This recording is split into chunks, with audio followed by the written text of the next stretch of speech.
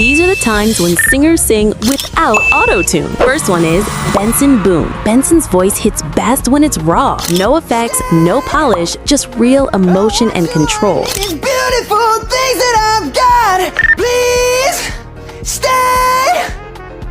I want you, I need you for. Next up is Madison Beer. Madison keeps it clean and natural. Her vocals stay smooth without relying on studio tricks. I love her now, but you love me first.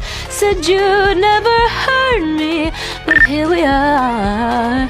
Oh, you swore. Lastly is Tate McRae. Tate sings it exactly as it is. You hear the breath, the feeling, and that's what makes it work.